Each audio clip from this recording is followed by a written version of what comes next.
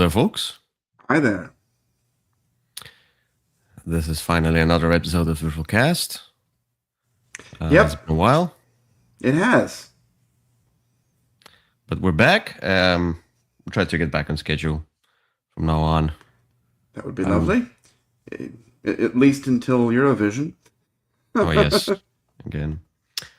Well, Eurovision is not going to be, well, it's usually 2 weeks for you. Yeah, well, it's usually 2 weekends.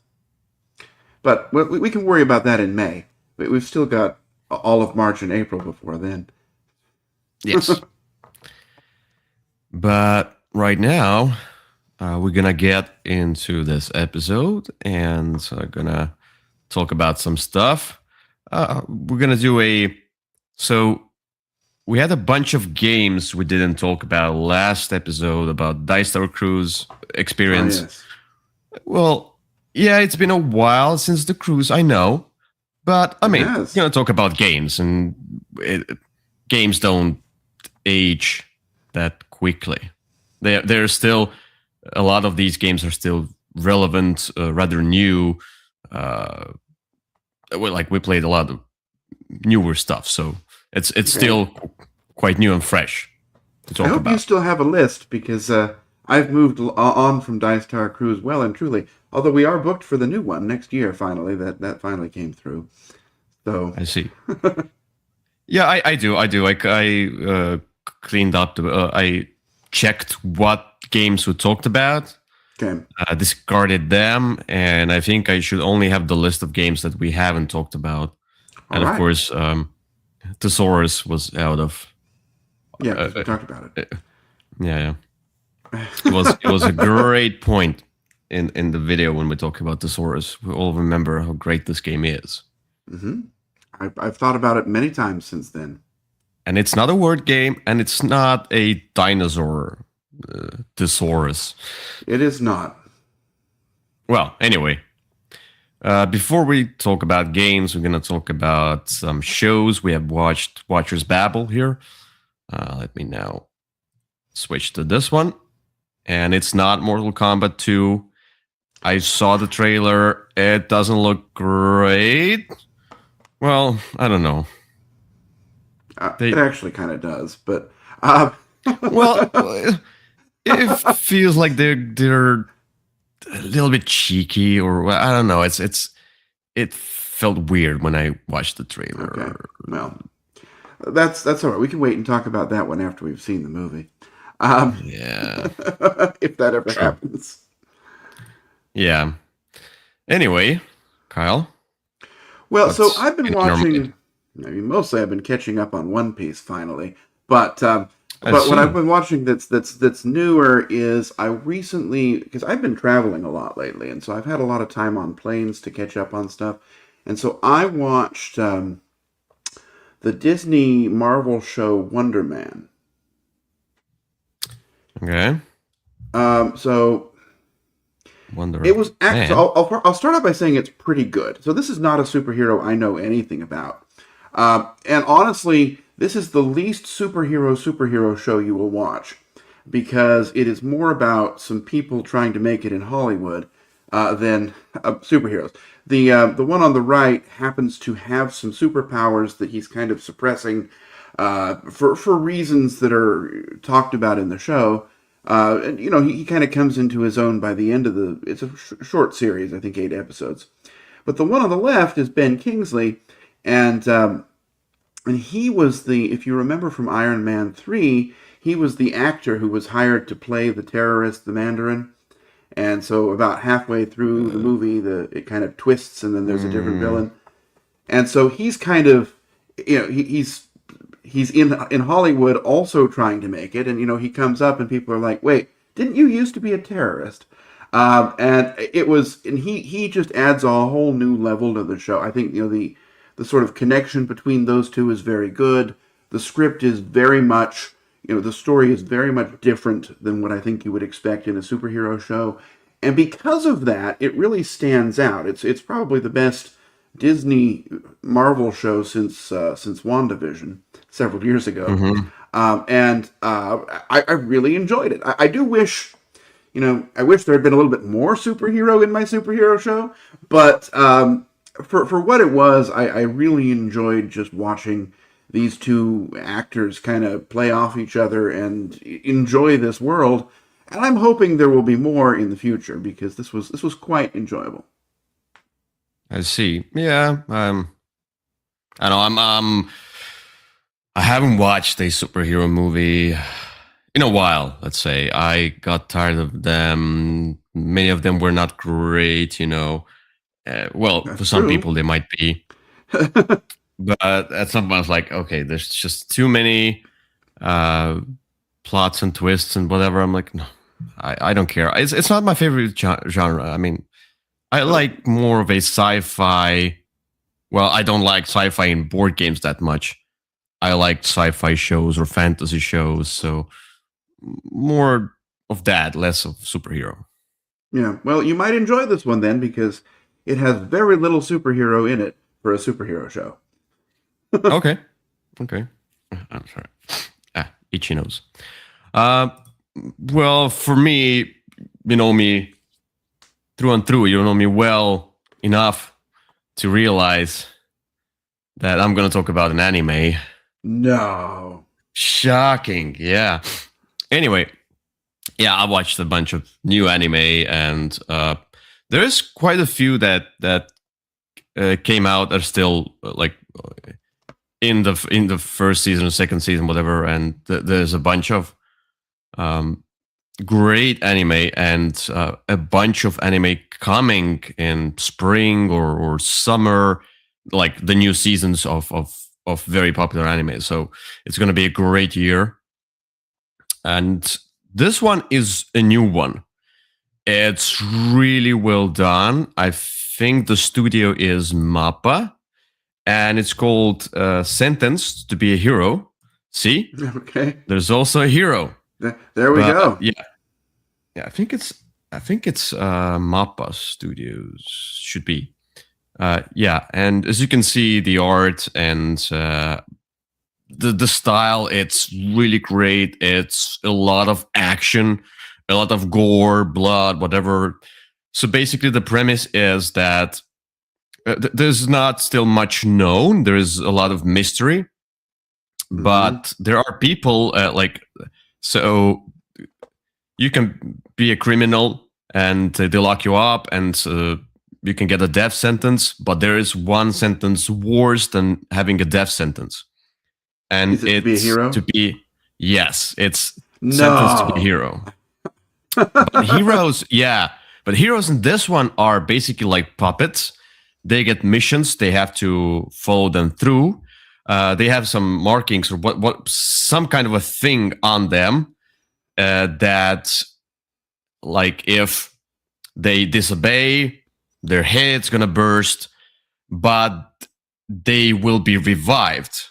And each time they revive, they're gonna lose some of their memories, some of their consciousness, and basically it's like never ending. They cannot be killed, but they will lose themselves completely, become kind of a mindless zombies kind of a thing. I see. And that's why it's worse than death row, because it's just never ending constant battles. All So, right.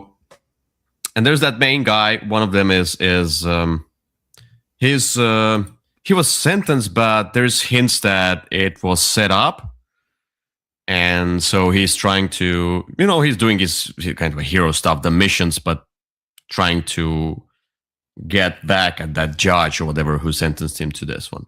And there Uh-huh. are other criminals who are now heroes as well, and there's also like I don't know if they're artificial or not. They are created by humans or were created by humans long time ago. Goddesses or goddesses, I think. Okay.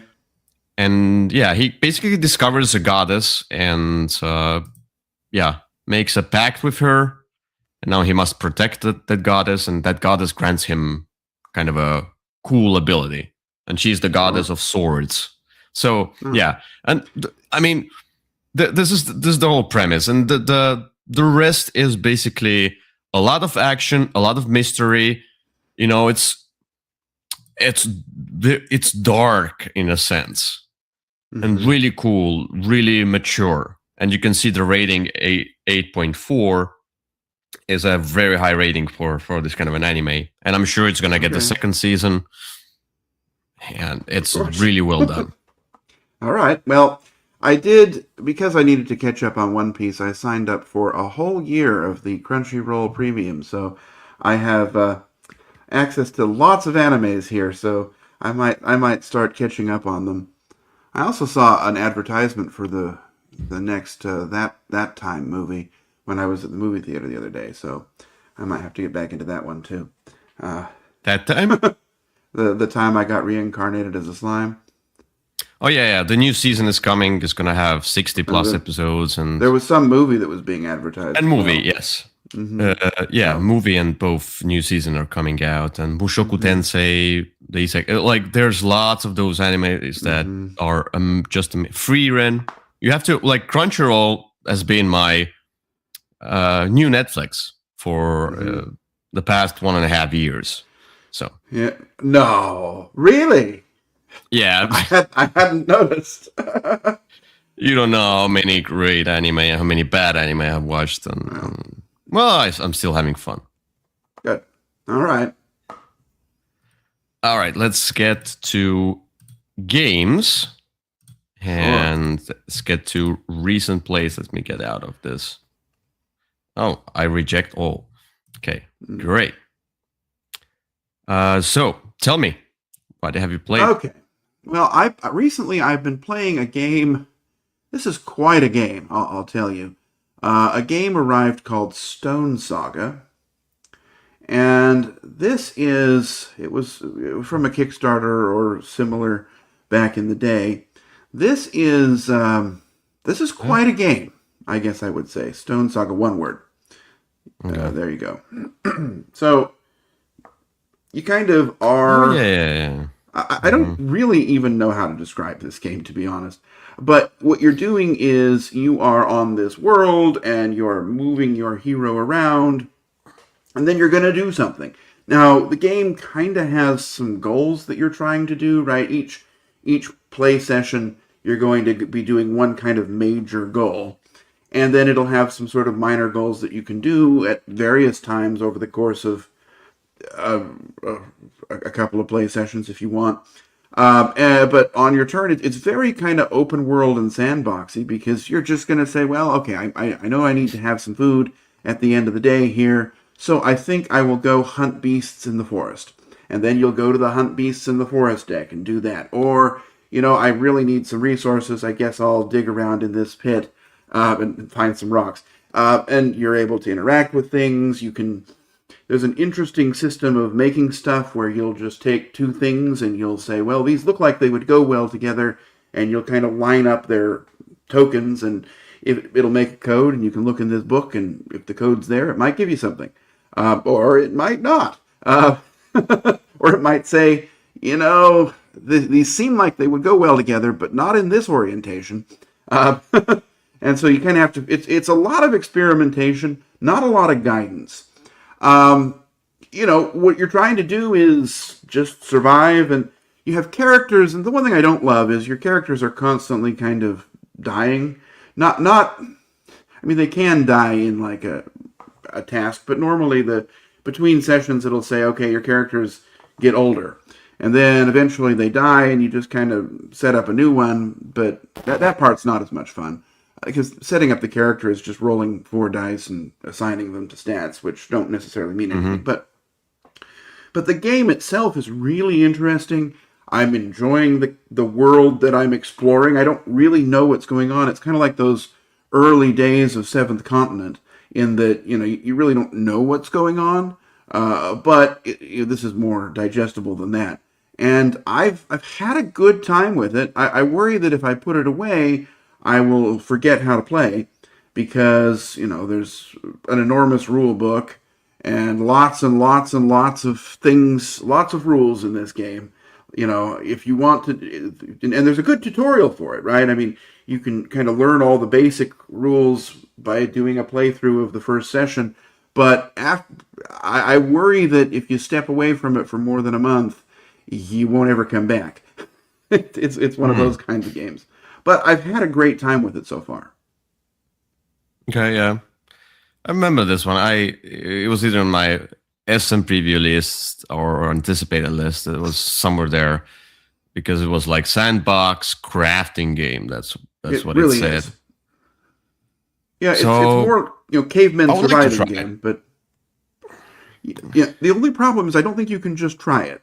I think it's one of those ones, unfortunately, that you really have to spend some time with to get the full experience because And a I lot of just don't money, I know that think, it's yeah. a lot of And a money. lot of Well, money. probably, but if this one was on Kickstarter, so it showed up after I. Yes, I'm sure I spent a lot of money on it, but that was money that I had forgotten about by the time it showed up.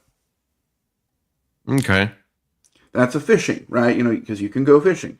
And fishing is rolling dice and assigning them to these currents and activating it and getting some sort of resource from that.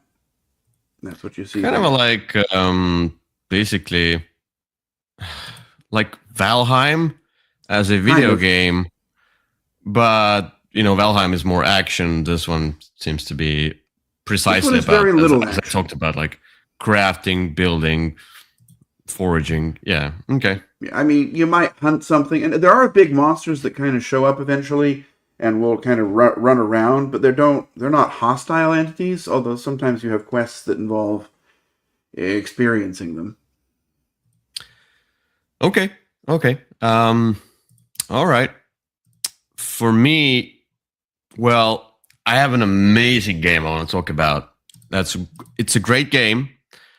I got it from you, Uh oh. and wow, it's such an amazing game. Wow, Night Cage, Okay. the Night Cage. Sorry. Well, basically, I made no representations about this game. how to how to describe this game? So, oh, there's an app. Oh, the Dice app. Okay. So, this game is about prisoners or whoever trying to escape the cage, and you move around this board one tile per turn. Basically, like it's a cooperative game. You're trying to find keys and then find the gate and then go out through that gate using those keys. And there are some monsters, monster tiles, whatever, and some crumbling tiles. You can fall into a pit, but you kind of will be back. And you want to do that before tiles run out, because if tiles run out, you cannot really escape and you lose. And the whole idea of the game is that you can only see well, basically you can only see what's around you. So you're on a tile and you can only see what's one tile up, one tile left, right, or back, depending on the paths that you make. And if you move away from this tile to the next tile, then like the tile that was like 2 away will go away because you cannot see anymore, because you have like I think you have candles and you light up path, very very narrow path for yourself. So, and the idea is that yeah, you can find tiles that you really need, but then if you step away from them, there's no light anymore. That means they are removed from the game. And yeah, this is the whole idea. It's rather abstract. Well, It is. the first thing I had trouble with is rulebook. Rulebook is really bad. It's not like there are like I usually like as a gamer. Of course, I'm thinking about some edge cases. All like if I'm reading the rulebook, I'm always like thinking about, oh, but how if this happens? How do I do that? And with this rulebook, I could not really understand some basic stuff, and it was written so poorly and in wrong places. I was like, but wait, I don't understand how this monster works. I don't understand if I step on it, if I, oh, and it was like, if you go, I go past it, how this monster activates. And then eventually I realized through another page that I cannot even step on those monsters. Like, but it doesn't say in the rulebook. It says on one of the abilities at the back of the rulebook that now I can step on monsters. Like, okay, so I could not before. Like small stuff. That's. But it's a bad rulebook. Well, the second thing is it could be better. The second thing is because the tiles were just they were not really sorted that much. They were in the box, right? And you gave me this deluxeified version with the playmat and the acrylic tiles. They're nice. The acrylic tiles are nice. The metal keys, the metal miniatures, whatever they are, of your prisoners. Did you paint the bases of them? Yes, because otherwise you couldn't tell the difference.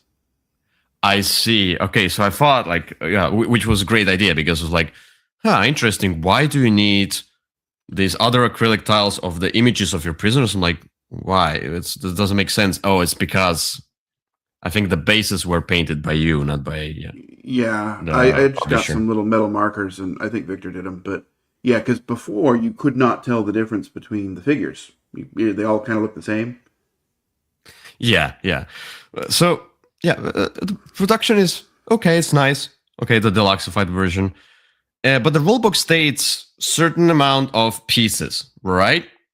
Mm-hmm. And so we are sorting, trying to set up the game based on the number of players. You remove some tiles, etc. I'm like, oh, but it says there should be 14 of these, but it's only 12. There should be 8 of these, but we have only 7. Like maybe Kyle got the version of deluxeified which have components missing, probably. So we're searching the internet. Maybe there's an updated rulebook that states the correct number of those, or is this like we spend a lot of time with that and never figure. But I'm like, we were playing 2-player, but you still control 4, and I'm like, well, for 2, even for 4 players, we would have had enough tiles. At least based on the rulebook, it says you only need 6 of that. So I'm like, it's enough tiles. I don't know why it says 8. It doesn't really need them. So we played it. It was a bad game. It's just random. What? You like, oh, you move or stay, and there's like, there's no game. I mean, if you want to play this kind of a cave-like dark with monsters, just go with Subterra, like the first Subterra. Yeah, it's a much better game. This one tries to be Subterra but fails miserably. Then eventually, you didn't enjoy the gift I gave you? Well, I did enjoy. Well, I didn't enjoy any of that. Yeah. Anyway, eventually, next day I was like, I need to figure this one out. I went on a Kickstarter page with there was like the deluxeified version of that. And I found one of the updates says, well, in order to, like the designer, I didn't have enough room to fit all of the tiles on this kind of a acrylic like page to cut them out, basically to print them. So I removed some of these tiles, So basically the correct number of those tiles is this. Okay, so put it in the rulebook, or I mean like, so that means the retail version with usual tiles has correct tiles, but you don't really need them. And he says like, oh, this is 7 of those and 6 of those. You don't really need the rest. Like it's just for the sake of, if you lose some of them. Mm-hmm. Yeah, but it confuses everybody. Why do you do that? Why don't you have any information on BGG or whatever? It's like only in that update that I accidentally found. Well, I don't think you found it accidentally. I think you looked for it. But I had trouble finding it. Okay. Anyway, it's a terrible game. You cut me deeply.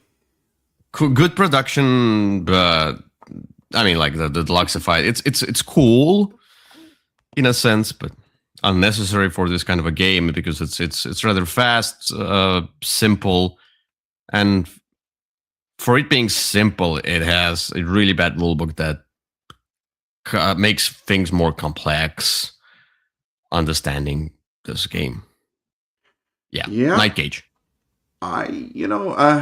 It's been a while since I played that game. I remember I had some issues with it, so I'm glad you enjoyed it. Well, trust me, it's a horrible game. Well, it's not horrible. It's just not good. And I would say, well, let's put it at 3 out of 10. I'll spare it a few points. Some interesting ideas. Here we go. That's it. That's it. I'm not gonna bash on your gift anymore. But well, there are several more gifts. We'll see how the other ones go. You're making it sound like I only give you crap. Usually, well, if Kyle is ready to get rid of the game, most of the times it's because of one particular, yeah.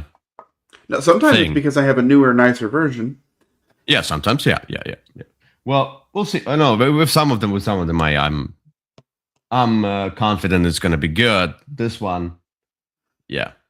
But the rest we're going to have. I think it's the end of March. Then that we're going to have the kind of a board game camp, and then we're going to play through a bunch of them. You should take this one. Nah, I think I'll give it to somebody. Like I'll maybe give. You'll share the love. Got it. Yes. Everybody needs to know how I suffered. All right, the clock is ticking. Let's get to the crowdfunding. And all right, tell me about your. Well, it's not. Did you see the announcement for Nemesis Legacy? It's not up yet, but that's the interesting news. But I might have. Yeah. Anyway, the one that I'll talk about is Inferno 1348, which is on GameFound. And this is an expansion your Philippine friend saying hi. Hello. I think so. And Inferno 13... Oh, there's Nemesis Legacy. Oh, and Concordia Deluxe. That'll be exciting.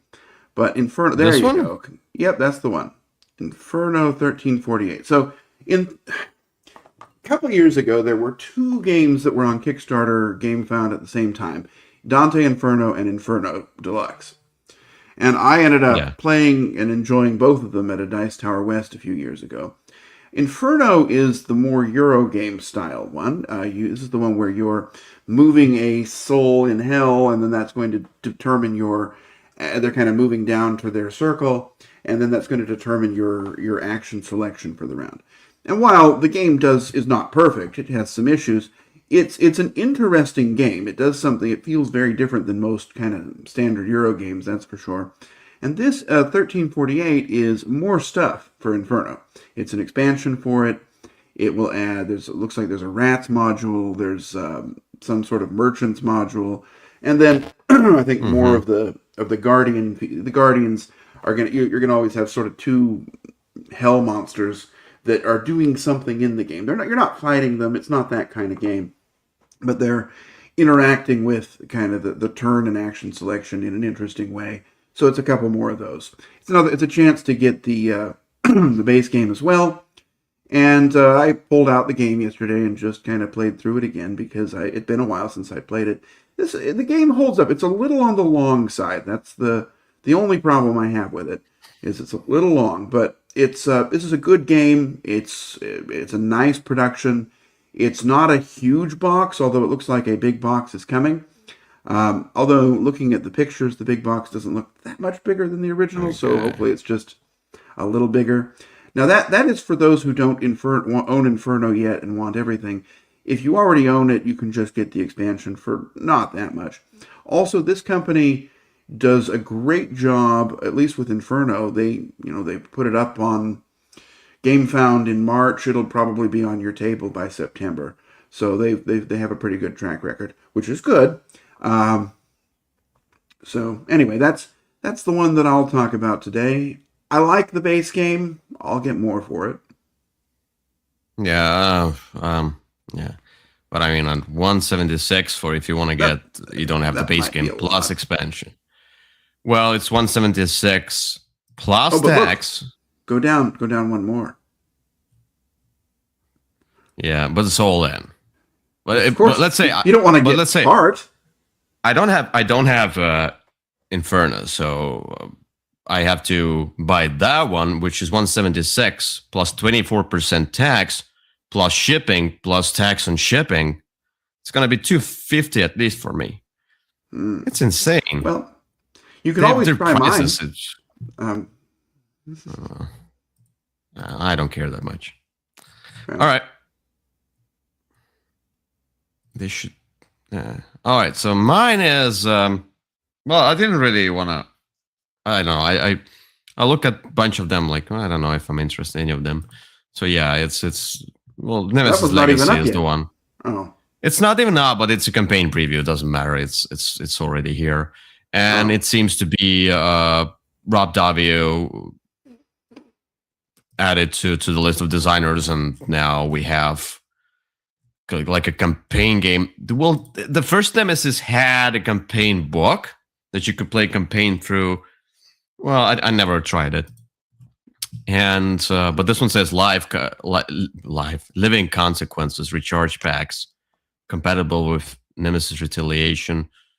Well, I don't know. I'm interested in Nemesis Legacy because they're probably gonna implement the better ideas of the three Nemesises that they already released, and this might be. Well, I was about to like Retaliation. I think is the latest one, last one. Yes. Mm-hmm. So I was hesitant. Like maybe I should buy Retaliation. I might eventually, but now as I saw Nemesis Legacy, I was like, I'll just wait for Nemesis Legacy. Or I like And those red the red yeah, heads on those things. They look kind of sinister. interesting. Yeah. Well, this is only a preview. I don't know when it comes. Follow. No, it might be a very long time. The Labyrinth game was on preview for a year. Next 26. Well, I might. It's probably is going to be this year. Yeah, Anyway. they just Awaken Realms does their next where they announce all of their upcoming projects. So that's where this one and Concordia Deluxe also all right were announced. So yeah, it's something to get excited about eventually. Yep. All right. Let's get back to Board Game Geek and let's get to buy, try, goodbye.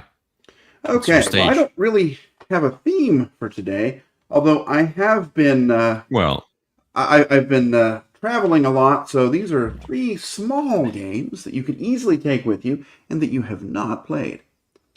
All right, the first of these is, at least I don't think you've played. The first is the oldest, and it's only about a year old, and that is Orapamine. O-R-A-P-A. O-R-A?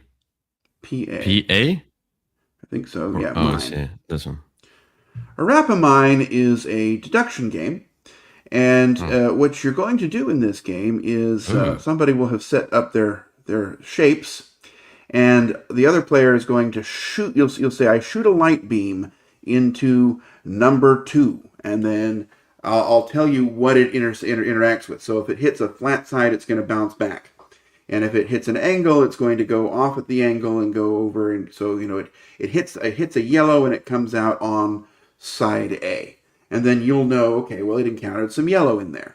And ultimately, you're trying to figure out, well, all the players are trying to figure out the orientation of these different shapes in the mine. And that's kind of what you're doing. It's very much deduction, but it's interesting how much you can learn from very little information. And if you just sort of happen to hit, oh wow, this one came out purple, and that means okay, it hit a blue and a red, or it came out light purple, which means it also hit a white at some point in there. And so you're just sort of okay, I shot it out here, but it came out all the way over here. Something is unusual. And after just a few turns, you're really starting to learn a lot about the orientation of the crystals in this mine. look, it's very abstract. Obviously, you're not looking for a lot of theme here, but it's a small box and it's a really interesting deduction game, and it works really well for 2 players. Okay. All right. The next game I'm going to talk about is a game called Bombastic. And it's Okay. spelled BOMB, and it should be, there you go. And this one describes itself as tic-tac-toe, but good. What you're doing in this game is, so all of those X's and O's are going to be, in the bomb, are going to be flipped face down and mixed Mm-hmm. up. And so one person's playing X and O, and what you're trying to do is win the game by saying, I'm going to go for it, flipping over 3 in a row, and if they're all yours, you win. If ever you uncover that bomb, though, you lose, so you won't just be stabbing wildly in the dark. So most turns what you're going to be doing is an action card, and the action cards are going to be some combination of peek or swap or reveal, so that people are kind of learning where these things are. So you're slowly trying to figure out where your alignment will be, and maybe move things around so that things are going to be in line for you. It's just about 5 to 10 minutes. It's not a mega game, but it's a very portable game, and it's a more satisfying version of this type of 3 in a row game that you might enjoy. Okay. And my number 3 is a great game for traveling. This is Mech Bunny. Okay. Now, Mech Bunny is kind of I think it might be 2 words. Okay. Mech Bunny is a great little card crafting game, similar to what you'll find from AEG, that sort of style of games. What you're doing is it's a Mm-hmm. solo adventure, and you are piloting a bunny in a robot suit, and you're moving around on this alien planet, fighting off aliens. And as you defeat the aliens, you're eventually going to level up. And when you level up, you can buy a transparent card and put it into one of yours and improve it.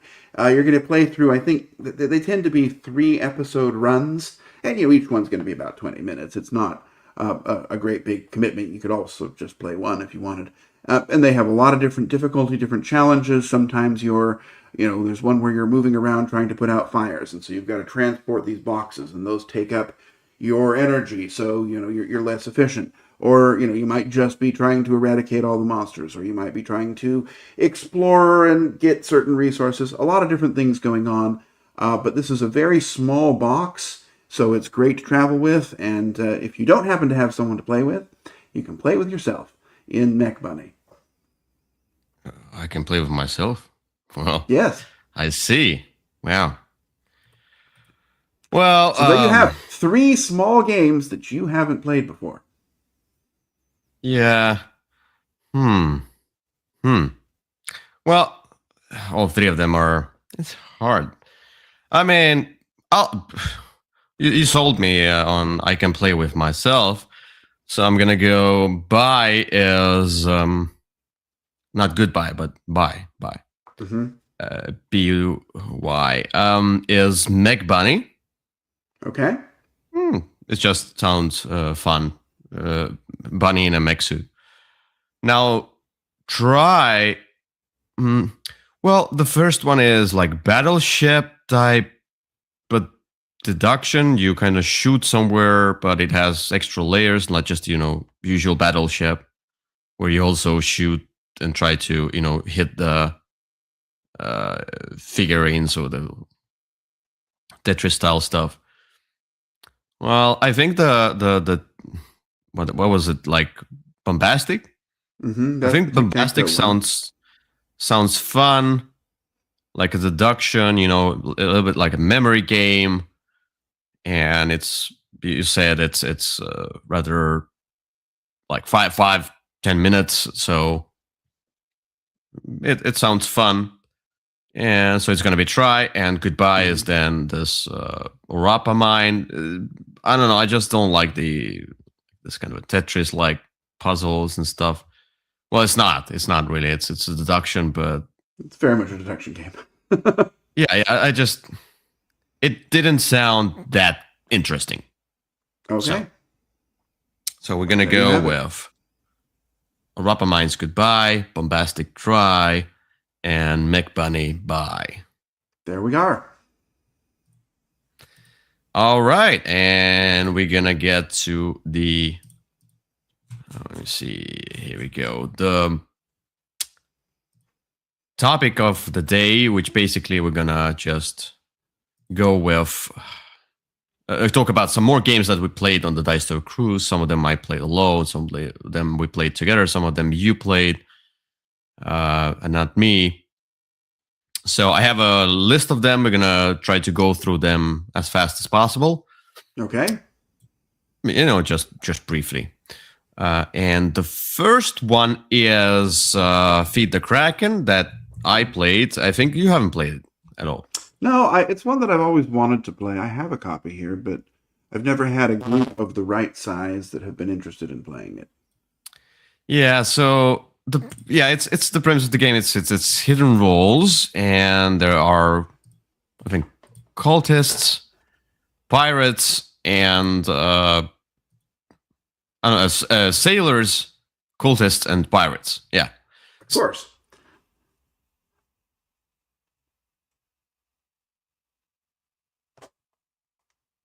Have you lost your sound? Yep. Okay.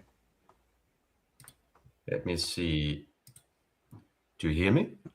I hear you. Good. It's kind of a Sounds like a different microphone now, but... Oh, I see. Just give me a moment. Okay. I'm sorry.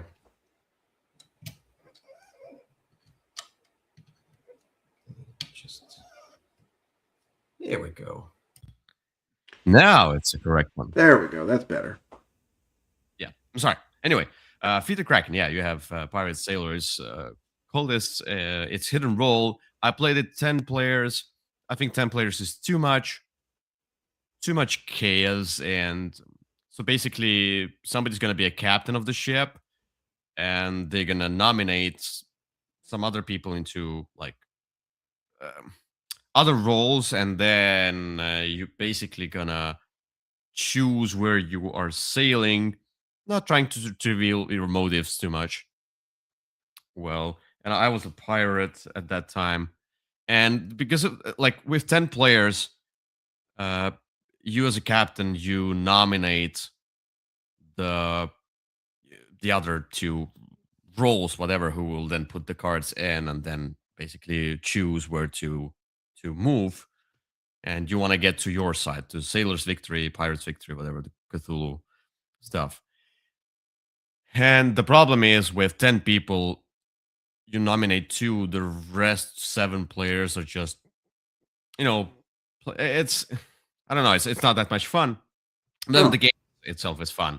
And if you have a huge group, there's just too much talking, and some people can out, they're not talking too much, it's not. And the other thing is that with more players, you can initiate a mutiny. Of course.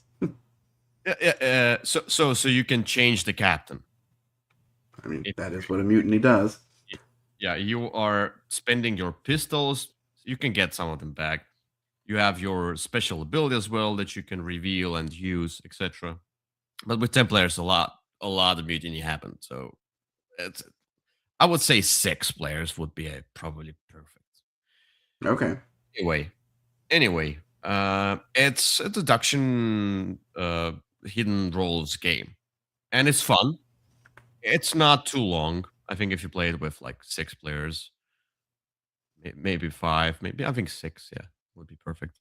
So yeah, it's a very interesting production, overproduced in a sense, but got it.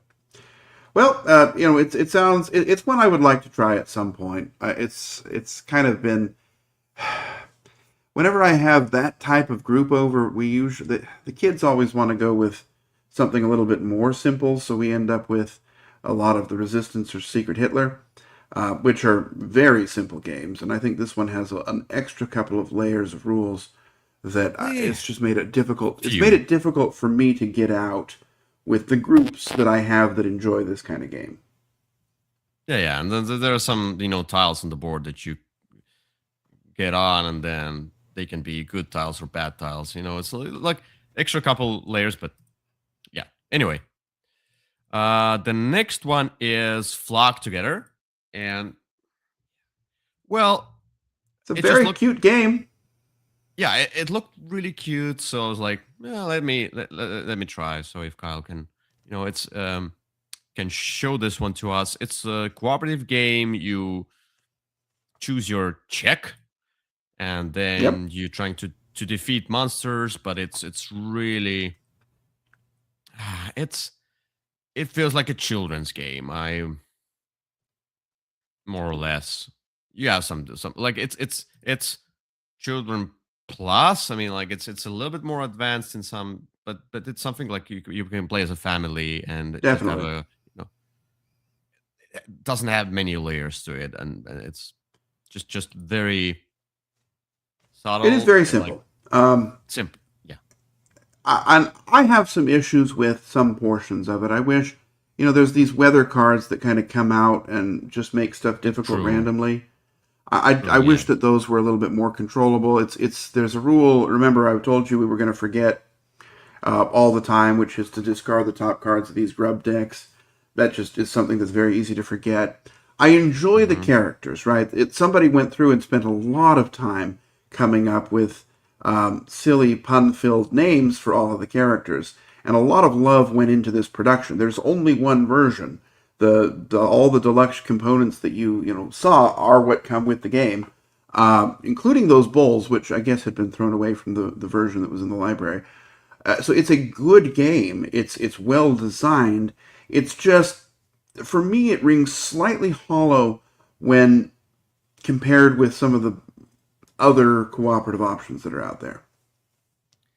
Yeah, it felt short, and it's not a bad game, but most of the game holds on production and the puns, etc. So A lot went into those puns.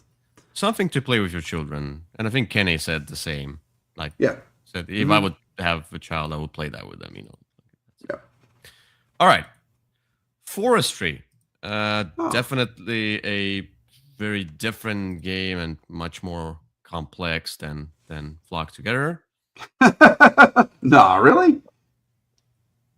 Yeah. So well, forestry is about Forestry. deforesting and yeah, planning, and it's basically a Euro game. I wouldn't say there is some theme to it. It's subtle because you can basically cut down trees and then plant them, and they grow back right away in the same turn. So like it's a magical forestry game. Not much A theme to magical it. forest. Yeah, and you have your excavators, whatever they are, and you move around, get the right trees, get the seeds or something on the board. You have some actions around the board. You move around that, and you are basically collecting contracts. As you can see here, you need to fulfill contracts. For that, you need to have this and this and that you collect from the board, and then you score extra stuff, points, resources. Then you have like a little bit of set collection of those different symbols as well that you're Mm-hmm. gonna score. That's it. You're trying to match. You're trying to get right stuff off the board and match it with those contracts, and this is how you basically win the game. Yes. Very It's much really contract fulfillment. Mm-hmm. Yeah, I really like this game. I took it. It was a surprise to me because it didn't look all that interesting from the box, but I enjoy it. I enjoy the different special abilities and ways to kind of manipulate the system. But it's a game where you really don't have time.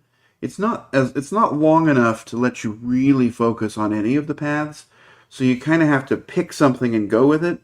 And depending on how you do that and how you enjoy that, you may or may not have a better experience with the game. yeah. It has some interesting ideas, but it just yet another Euro game doesn't do much of different stuff. Like this Wait, contract this is capital a engine. Euro game? Oh, yeah, and I cannot really get past the some of those small things that you collect. It's just so abstract, and how you cut down trees and plant trees in the same turn. And it just doesn't really. It should have been more thematic in a sense. Like you cannot just get the trees back up. Like what's going on? The trees, they do grow back. Well, But they grow back too fast. you don't understand.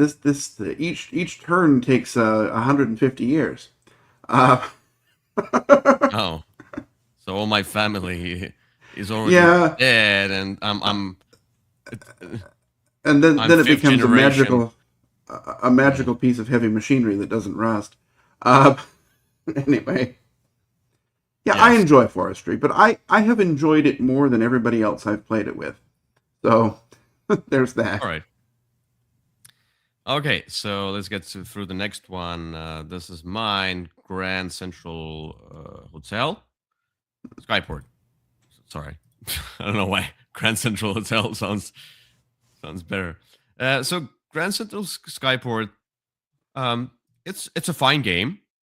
The idea is so basically you move around the board, get the cards, activate some actions, and then you basically place those cards in this way where you're trying to get the same color in the same spot so they combine so you score better points. These are stations. You can attach specialists to those stations that they give you extra abilities, and you just you know kind of a like a set collection, but this placement of stuff, and you cannot really just rearrange stuff. Once you place it, it's there. It's like in the furnace. If you play the advanced version of furnace, where you stuck this card in, it's in there. But you can you can have some actions that move the cards around, and then yeah, you're trying to just score the most points by collecting the yeah different Hmm. colors and stuff. And then you have some goals as well, etc. It's a fine game. It's interesting. I don't know how much you want to play it before it gets old, in a sense, because it's rather simple. But for that one play, I enjoyed it. Okay. It looks cool. Yeah, this is one that looked not all that interesting to me, but I might play it someday at some point. But I'm not going to track it down, which is always good for me if I don't have to track something down. The problem, one problem with the game is that it takes a lot of. So you can see you build up. So basically, these are standard sized cards, and you build up those rows. You see, you cannot really know. Sometimes, yeah, if you can combine those colors, that's fine. If you can get to that, but we had the normal size table, and we had trouble with the four of us had trouble with the space because you have a big board in the center, and then you have your row, which is very long, and some other person's row, which is very long, and some of them they had trouble having one row, so they kind of created like a second row. Just Yeah. yeah, that's basically the biggest problem. It's just should have been maybe smaller cards. I don't know. Sure. Very well. All right, let's get to the next one. It's Isle of Trains. So Isle of Trains, well, the new edition. Uh, I usually take it with me on the cruise because it's enough game in a small box, and it's very well. It takes a lot of space on the table, but it's a travel size box. And this about it's multi-use cards. You build up your engine basically. You place cards by discarding cards. Basically, that's how you. The cards can be resources as well. The cards can be this or that.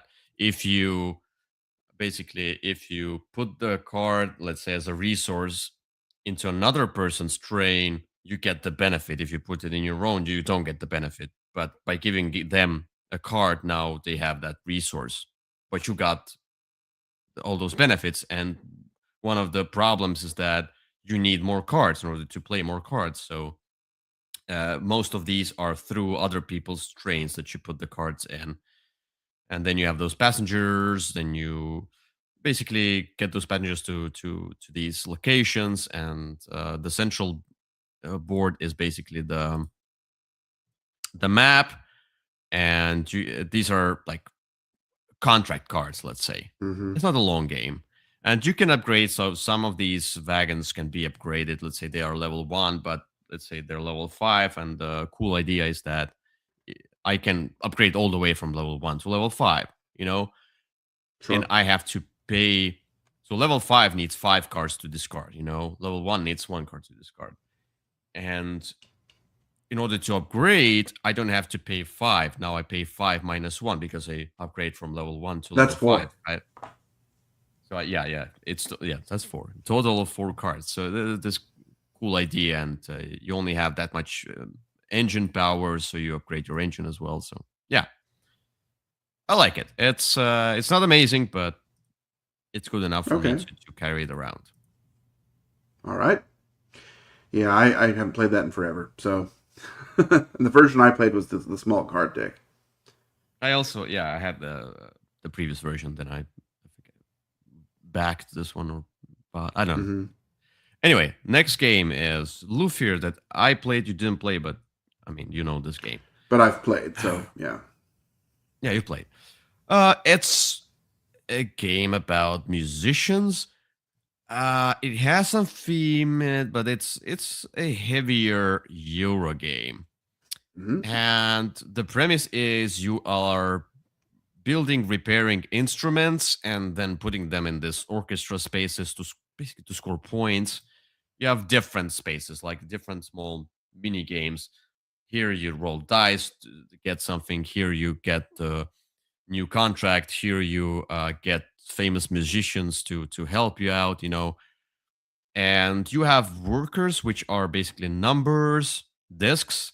I like this idea of placing. It's the same with um, Mind Clash games, usually where they're either cards or something. You all decide where you're going. You don't reveal the numbers on them, and then whoever has the highest number goes first, Yep. and so on. It's a very thinky but an interesting Euro game. I really enjoyed it.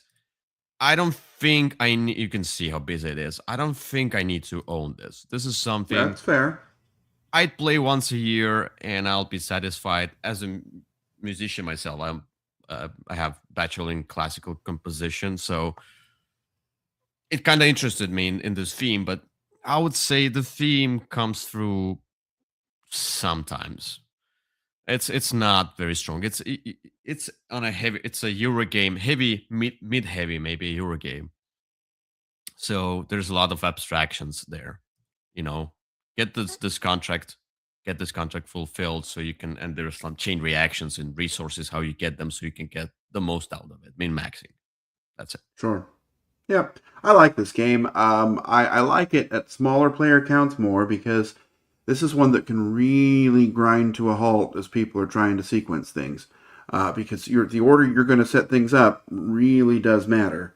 And you want to make sure you're doing it right. And so it can really stall out if people aren't committed to just keep going.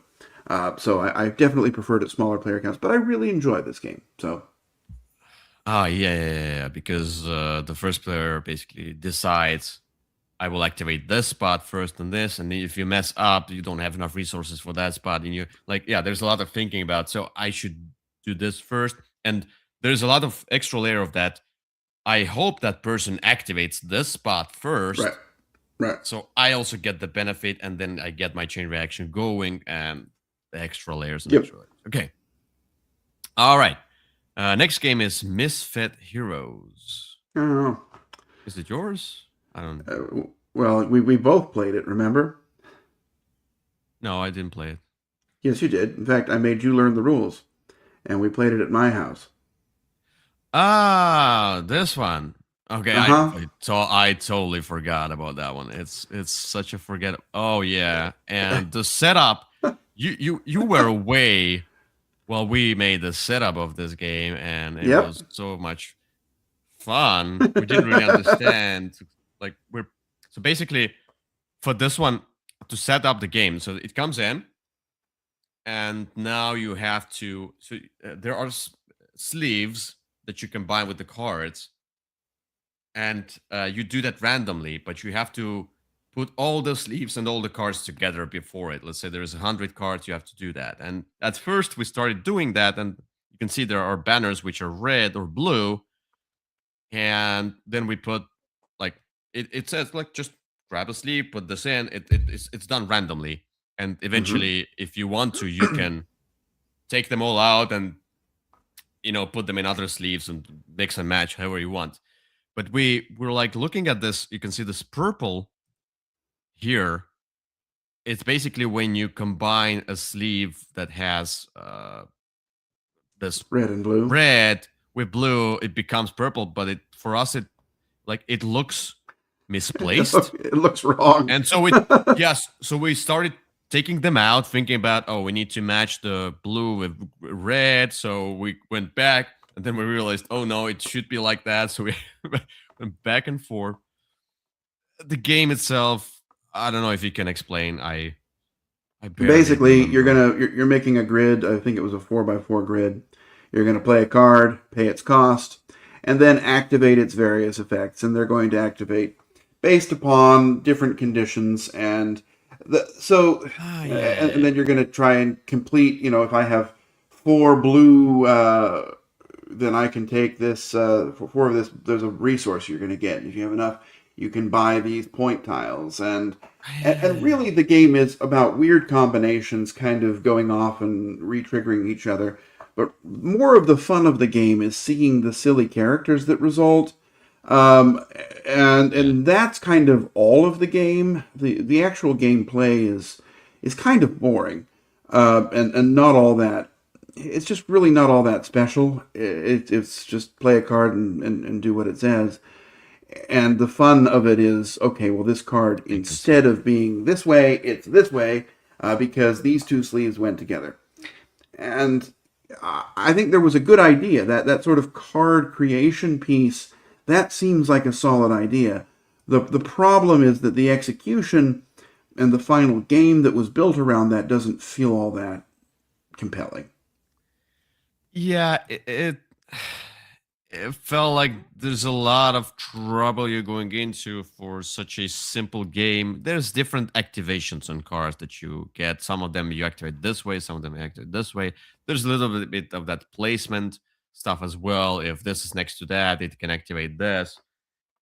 But Yep. overall, yeah, you just get the resources and exchange them for really boring looking tiles of Tokens. Yep. points. Tokens, I didn't really understand what they are. It's like it was just thrown into the game.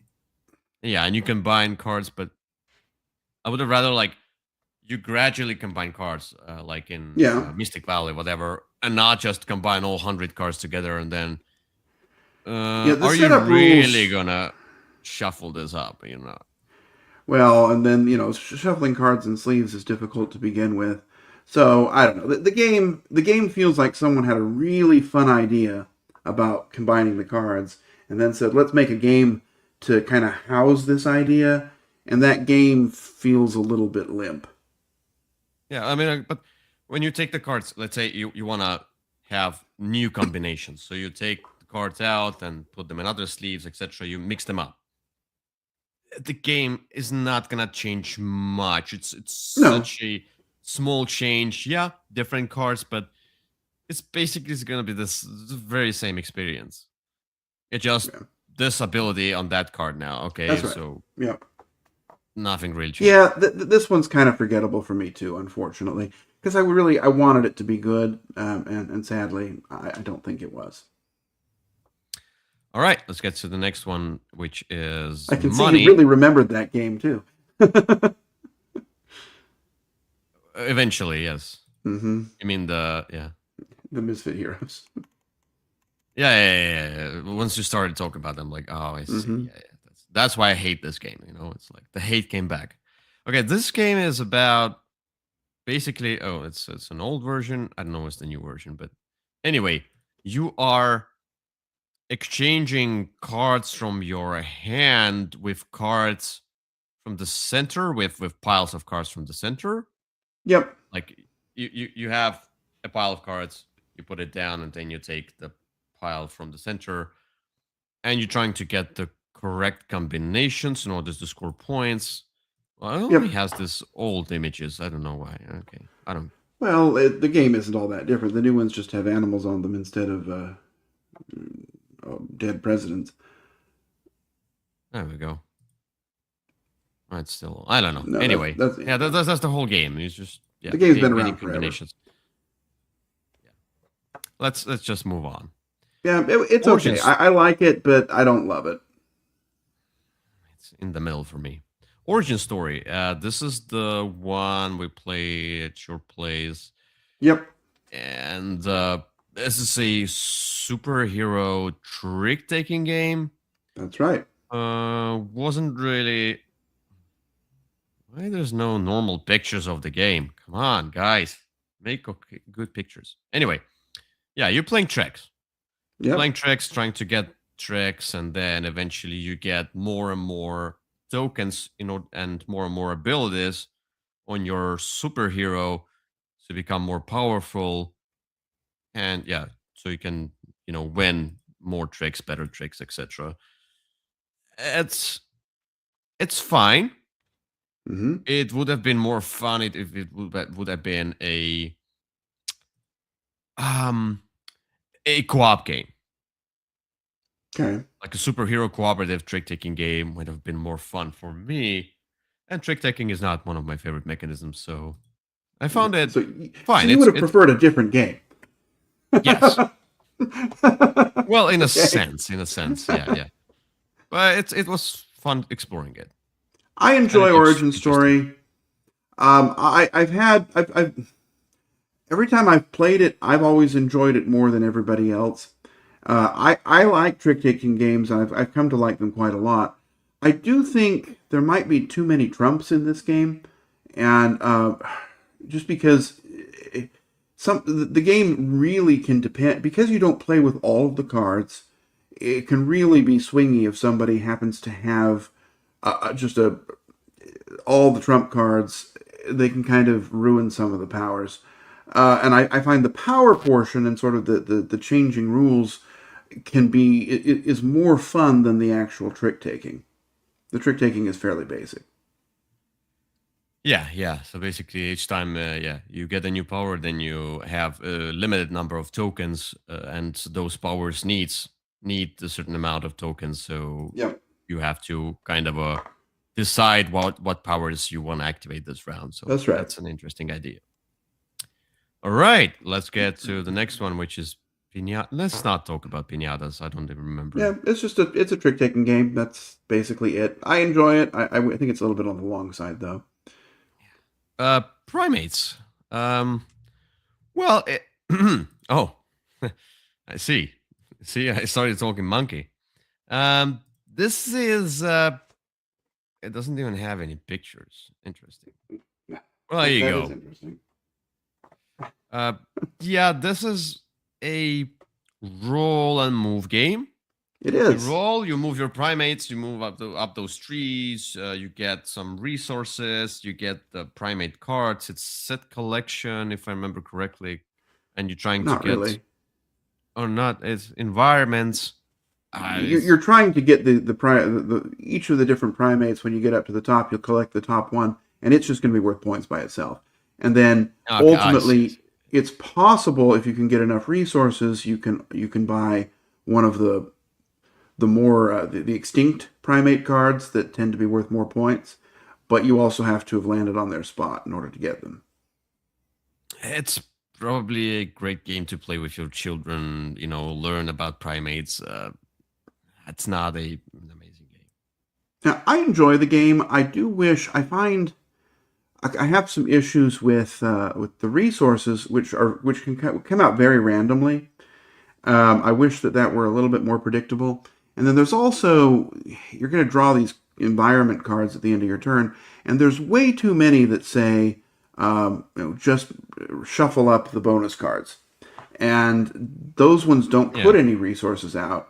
And so I think if I play this again, I'll probably take most of those out and just have them sitting on the side because they come up way too often in Mm-hmm. every Mm-hmm. game I've played, and they kind of slow everything down because they're not building what's available. So I Yeah. like the game, but I've had mixed reactions from other players. Yeah. For me, there's not enough game. That's it. All right. Puerto Rico about this kind of a deluxeified new edition, Yep. a special edition. Here we go. So yeah, I've never played Puerto Rico, so this was my first time playing it. And yeah, it's a Euro game. You're selecting a role, and everybody does that role, but you get a little bit extra. Yep. You're building out buildings, trees, your plantations. You get resources from that. You send them on a ship. Try to send them on a ship, and uh, trying to. Sometimes you can sabotage other players. It's You definitely overproduced can. for what it is. The buildings Well, are in the way. It's so it's yeah, it's the minis were terrible. I really so I had this separate box of the minis for the buildings, and they do nothing except slow down the game as you try and you need find to. the right one. Yeah, you see, she's having fun. Not me. She is, and I It, like it's Puerto Rico. it's a fine game. It's a fine game. Yes. And this has sort of brought it back, kind of dusted it off, and made me realize how much I enjoy sort of core Puerto Rico. But I definitely, I think I would never play with those building minis again. But the game itself, this is a great version of it. It's definitely the old version was not a looker. And if I say when I say that, I mean it came out in 2002, so you Mm-hmm. can kind of imagine what it looked like, or you can look it up yourself. And so this one is much nicer, and the game holds up pretty well for a game that's that old, and really defined the genre here of this kind of action selection and follow mechanism. And I'm glad to have it back. Yeah. I prefer another one to this one, so talk about it in a Okay. moment. Let's get to the next one, which is Ra's Dance of Love. Let me tell you that. So I was dancing the there. the Arcane Wonders guy who like taught us the game did a great Hmm. job in teaching the game. They kind of oversell the theme of this game. It's an abstract That's for game, sure. and they said that there's going to be QR codes on those cards, so you can basically scan it, and then a music plays or whatever, something like that. It's and I like at first like interesting, cool, but then I thought like it's so much hassle. You can just scan all the cards all the time for what? So you can slow down the game, which is abstract, rather not so long of a game. But this one has, yeah, you rotate the stuff in the center, then you're getting dice based on where it faces you or Yep. something like that. I don't remember exactly. And Yep. then sometimes if the number or like you get a pair like on this disc faces that disc, you can see if there's like the same number, same color, you get like a small bonus. You Correct. get those sticks that you put in here. You're trying to match the colors basically. Colors, numbers, you get goals, you get extra points based on whatever round and whatever number is needed the most. You can manipulate some colors, you can manipulate some numbers. You also Yep. get those small tokens which you put down there, and if you combine them with uh like basically trying to get the same color mostly, then you get even more points. You go up this special ability track which lets you manipulate stuff better, but again in a very abstract way. They said there's advanced game where extra extra layer on rotating and activating the central board, but it still felt like okay, it's just you know extra hassle to deal with. For me, the base game would be a better version. But it's an okay game. Yeah, I enjoy it. I do agree that it's not as thematic as some people would like to pretend that it is. It is Yeah. very much, which of these wheels is going to give me what I need or want right now, and am I willing to sacrifice what I want for a bonus? And so that's kind of what it comes down to. Now, I enjoy that puzzle, but I don't know that it is this, as thematic as it has been explained to me. I think the theme often comes more from the person explaining it than it does from the gameplay. Well, they should do it that way. They're selling the game, and Yeah, the well, of art course. for me, I don't like the art myself. But I have a good time with it, and it also doesn't really slow down with different numbers of players, so it's one you could play with a higher player count without necessarily adding a lot of time. Yeah, and I think like in this game, I thought I'm not doing great, but then eventually I think you and me got we were higher on a ranking on a scoring. I Yeah, think I don't know if something me or like you that. Yeah, won. Yeah, so sometimes you don't really understand if you're doing well in this game or not. that's for sure. For my first play, I Hmm. thought I'm not doing great, but then somehow scored a lot of points. Okay, The next one is San Juan. Just briefly, this is a let's say card version of Puerto Rico. it's This is exactly the what one it I is. played many years ago. It's well, when I played it many years ago, I think I liked it more. No, it's look, designs get older, and if you don't really improve on that and make a new edition where you change the game more dramatically, then it might be too old of a design. Like Puerto Rico, it probably is the same. San Juan seems to be the same design, basically, just fresh paint, basically, on top of it. But it's like a card version. You exchange card with cards. You have those rolls again. You choose rolls and then play out cards and trying to Hmm. get the most points. That's it. That's yeah. This was this and Race for the Galaxy both kind of originated at the same point and went in different directions. Again, this is one that I think does hold up pretty well. I'm glad to have it back. I played it a ton back in the day, a whole lot more than Puerto Rico. And it Yeah. was, I remember it was almost revelatory to me when I kind of discovered this whole concept of I'm using the cards in my hand to pay for the cards that I want to buy, was just such an interesting experience for me. Now, I don't know that, whereas the new Puerto Rico, I Oh yeah, think, yeah. looks a lot better than the old Puerto Rico, the new San Juan doesn't look all that great. I found the cards to look kind of drab, but I'm glad to have it back anyway. Yeah. Well, anyway, it's it's San Juan. It works. I would prefer it better than Puerto Rico, but It's definitely anyway. shorter. Next game is Sunnyball, and it's yet again we're playing this Tetris game. I'm like, stop these polyominoes and stuff, and this Tetris like games. Just they're everywhere. They're like cat fur in my apartment. Like it's you cannot get rid of them. Well, I just they nowadays they're trying to put that kind of polyomino mechanism in almost every game, and I don't like it that much. Stop it. Make some. It's just it's like with roll and write games when and then trick taking games, etc. Where you know at some point it's just too many. This just doesn't do Mhm. anything new. You just collect stuff from this board, Yeah, put it in the bag, and placement rules. That's it.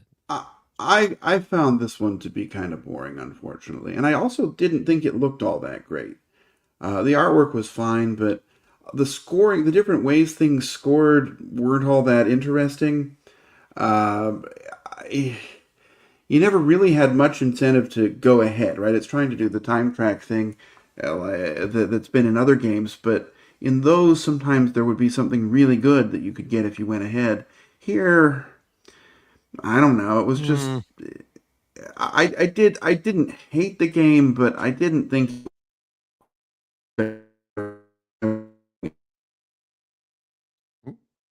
And we lost Kyle for a moment there. Let's hope he comes back. Well, are you back? I'm You back? still here. I've never gone anywhere. No, we lost you for you Oh, froze for well, some reason. Oh, okay. Anyway, you said the things Kyle said basically is that it's it's not I, spectacular. it's just, I felt like I always had enough choices. Like it's not like it's going to be a tough choice. You said jumping, the time jump, etc. But like I always said, at some point there's a lot of those, and it wasn't really difficult choices there. And then it was like just yeah, I always get what I need. So Yeah. that's it. Okay. All right. Let's get to next game. Well, I'm not gonna talk about silver, speculas, or stockpile here. We talk about those a lot. Yeah, so Sweetlands is the one. I'll skip some of them. Sweetlands. Well, before Kyle praises the game and tells how amazing it is, I'm gonna tell how terrible it is for me. I almost hated the game when I played. I wouldn't say hate, but very near. It's heavy Euro with a lot of mini puzzles and just min maxing. It's I can see how with quite a few people it's going to be AP inducing. It's going to be a lot of AP problem, and it just symbols upon symbols and rules upon rules. Very restrictive in some spaces. Yeah, I just Euro game for the sake of Euro game and complicating for the sake of complicating. That's all I'm gonna say. There's not a saving grace for this. And I really enjoy Sweetlands. I do have I will agree that I wish the cards had text on them in English that explained what they do. There are a lot of symbols, and while once you get into the game, you can figure them out. It getting to that point can be quite challenging. Now, what I really do enjoy is that there are so many possibilities and things you can do, and it's one of those games where there really isn't enough time to focus on everything because it's just 5 rounds. But you're ultimately customizing how you want to score. And if you start with that focus, you'll feel that you have a bit more control. That said, there is a lot going on, and this game takes up an ungodly amount of table space. So it's not a perfect game for me, but it's one I really quite enjoy. But I can definitely accept that this is not for everyone. Yeah, and you said there's definitely a lot of choices, but all of these choices are this mini puzzle track, this mini puzzle track, this mini puzzle track. They're not different. Like they're in a sense different from each other, but it's just moving up the tracks all the time. Yeah. So, well, moving up the track is going to be how you're going to score points. And then how you're going to then implement what that track is trying to get you to do, well, that's going to be sort of where the game comes. And whether you want to focus on building out your lands, flipping all your tiles, building these little bridges, which I guess are roads. I don't know why they're bridges. But it's a really enjoyable game for me. I just wish it were a little bit more user friendly from a learning and play standpoint because the symbols on the cards are kind of inexcusably complicated. Yeah, and it should not go searching for a theme. There's no theme here. Oh no, Like definitely it's zero. pasted on. Now, this is a Japanese game, and many of their games tend to be more small card games. So this is one of the few that really come out of Japan that's a really big game. But yeah, I really like Sweetlands. I want to play it more before I forget it again because it's a beastly game to learn. Yeah. All right, let's get to terrible quest. I'm gonna skip because it was terrible. Um, well, anyway, tag team that you showed me. I played tag team. Hmm. Well, it's if I remember correctly, you just fight each Yes. other with your heroes, and you can combine your hero, two of your heroes with you Yep. combine decks of two of your heroes and then Correct. basically play cards. The interesting part is that when you play a card in your deck, it must stay there in that order. So you're trying to figure Correct. out in what order you add those cards, so they will be. And the other person is also basically you learn their pattern, but you don't know what they changed. They might have put one card somewhere in the deck where now it shifts everything, and Right. now I put my attack card there, but now he has defense there. So yeah, I'm trying to get one of your heroes to zero, I think. Yeah. Yeah, you're trying one of your opponents to zero, and there's 10 or Opponent's 10 or heroes. 12 characters in the box, and so you can combine any two of them. This is exactly the kind of game that I like. It was one of my favorite games from last year. It's really easy to teach and learn, and that's something I think it does really well. Is you can it's one of the few games you can truly learn as you go, because Yeah. you start with two cards that you have to understand, and you're adding one card every round. So, and it's not a particularly long game either. Yeah. All right. So we get to know. No terrible quest. 10B. 10B is you're in a Dutch town or whatever. Welsh Town. Welsh town. Okay, Welsh town.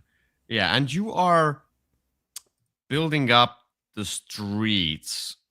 And it's a placement scoring type thing. Like this one is next to that one, so it scores for that one. A little bit of a problem that I have with this game is that some of the details are very small and easy to not see. Like sometimes you're like, oh, this scores for those lamps or those flowers, and then you're not really. Some pictures, there's a lot of stuff on on the card. You don't really see like those birds. It's really easy to, if you have those like kind of a similar cards, it's really easy to not see those birds and whatever. Like you can see, you can for benches, for birds, for lanterns, for these posts, for that post, just for these arcs. I couldn't really understand what they are. For flowers, for windows that are closed. Or something like. It's just too much of a small stuff. Um, it was okay. It's a card Yeah, placement game. I enjoy the Still game. I lovable. think it's better at two, and we played it at four. And the problem with it is that it takes up a ridiculous amount of space, because you can end up having these streets, and you can have as many streets as you want, but they can also be incredibly long. And the game incentivizes you to make incredibly long streets because they'll score more points. The problem, though, is that makes the game unpredictable in terms of table space. I like the way that sort of the elements, the scoring elements, are implemented. I think it's charming that, okay, those clouds that are on here that I thought were background, well, they mean something for this card. But I think the game takes up too much space and is about 3 or 4 rounds too long. It's on the longer I side. Yeah, I felt like I wanted it to be shorter. Yeah, I think if it were about 2/3 the length, it would be a better game. Yeah, yeah. All right.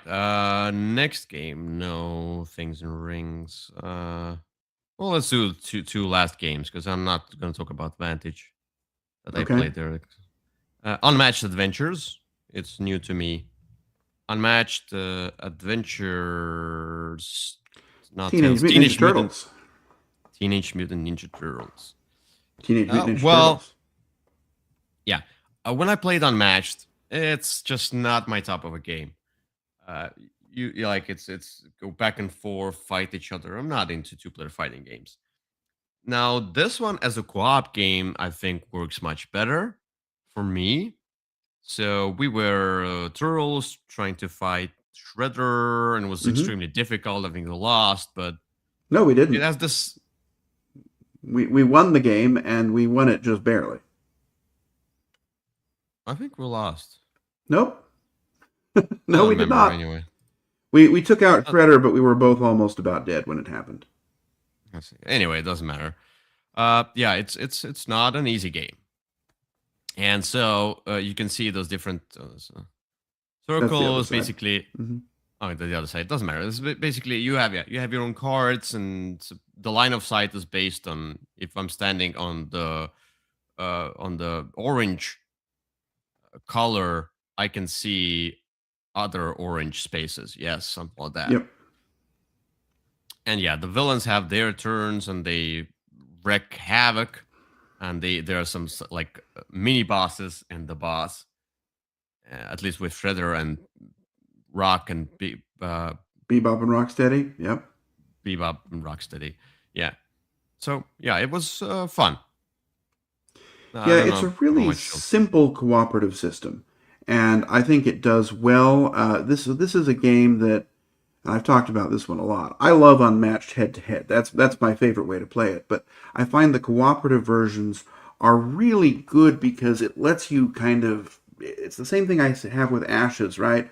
With the cooperative Ashes, is if somebody really knows all the characters, they'll dominate a game of unmatched. Yet this allows you to kind of play your full strength against these villains because they're a good level of challenge. But the rules about how they play and how they operate are not complicated. So really only one person needs to know them. But also, I mean, I could explain the rules to you about, okay, this guy's going to move 3 spaces towards the closest person and attack. And that's really all you need to know. So I think it works really well as a cooperative game. And also, it's cross-compatible with everything else. So you can bring in Bruce Lee to fight Shredder, or you can bring in Yeah, Shredder, that's playable interesting. character, to go fight against another character in a head-to-head. So I think this one does it successfully, and I do think the Ninja Turtles version is better than the kind of Pulp Fiction version that came out in the first Unmatched Adventures. Yeah, yeah, it's a good game. I enjoyed it. Yeah, quite streamlined. All right, the last game we're gonna talk about is Wayfarer's Tale. Ah, an Uh, overproduced Roll and Write. yeah, is it this one? No. No, Here we go. it's that one. Oh, the yeah, it's rolling right with several of your characters, and you are basically you roll dice, you Oh, look at choose that. combination. Yeah, roll dice, you choose combinations of dice, just like that, and then you choose where to spend them, and based on like the characters they have. Where do I see the board? Okay, basically those characters have allowed tiles that you can go to, and you're Right. basically drawing those lines. So in order for me to move to, let's say, from this green to the yellow, I need to choose a character and activate the character that has the yellow tile. And you're That's trying right. to create those paths. You have some restrictions and rules. You can get some extra stuff, extra like contracts and stuff. But yeah, it's a roll and draw, roll and write Hmm. with interesting choices. Like this time I'm gonna choose this character. This time I'm gonna choose this character. Sometimes you base it on where you want to go. Sometimes you base it on what character you want to activate, so you score better points. Sometimes the activation of them will lose you more points. Sometimes the activation of them will score. Like you have to figure out this. It's a nice one. Yeah. Is it overproduced in a sense? Maybe, yeah. I don't know. Especially the version I have with those ridiculous metal discs. But That you don't need. Yeah. no, you don't need those at all. Look, this is a good roll and write game. It's one of the better ones to come out in recent years. Not quite as good as Tend, but definitely one of the better ones from last year. And it's not what it does well is there's complexity here, but ultimately everything is pretty simple. It's choose 2 dice and move 1 space, and the rest kind of comes with the different maps that you're doing because there's 5 different maps available. 4 come in the game, and then one you can buy separately. And they all have slightly different rules, slightly different paths, slightly different ways to score, but nothing really interferes with the core mechanisms, which are fairly solid. And it's easy to learn and simultaneous play, which always helps with a game like this. Yep. Yeah, I enjoyed it, and Kyle gave me his one of his copies, I accidentally bought 2. I didn't give that one away because it's bad. I gave it away because I don't need 2 yeah, copies of the game. and I already I played it, so I know it's good, and I want to try it again. I want to try a different map and see how it evolves there. All right. I think that's it. That's enough? All right. Yeah, we had a long episode, 135. That's I think it's That's good all right. enough. We talked That's about fine. a That's bunch of about games. right. Yeah, I skipped only the games that I talk about a lot anyway, so not really That's fair. needed. So I don't know. Thank you for watching. And Thank you. We'll be back in 2 weeks. Yes, what is it gonna be in 2 weeks? We have 15th. Yeah, so I think I have 27 through 29. I have this kind of a board game camp. Oh, So exciting. we need to figure out the episode there because it's gonna be Well, the same 15th we'll and then figure it out. 29th, but we'll see. We'll see. I will try maybe to do 2 weeks in a row if we have topics to talk about. We'll figure it out, but we'll be back in a couple weeks and it will be fantastic. We'll talk about something amazingly fun. Like Thesaurus?